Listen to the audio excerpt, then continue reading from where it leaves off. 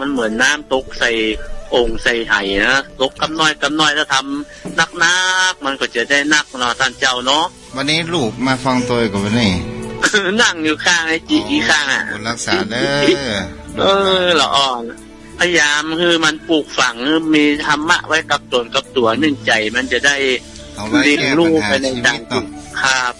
ผมว่าความรู้ทางโลกเนี่ยมันเป็นการแก้ปัญหาเฉพาะหน้าแต่ว่ามันไม่สามารถแก้ปัญหาทางจิตทางใจได้ลึกซึ้งเหมือนทางธรรมครับทางธรรมนี่เป็นอมตะที่ใจได้ตลอดกาล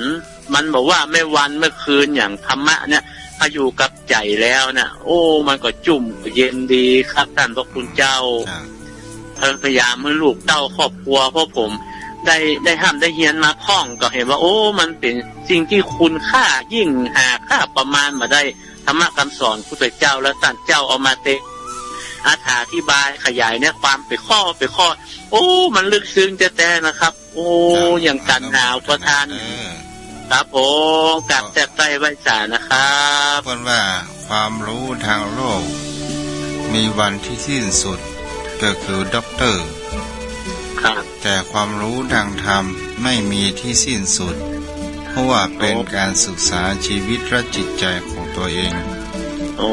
สาธุท่านเจ้าสาธุครับรักษาได้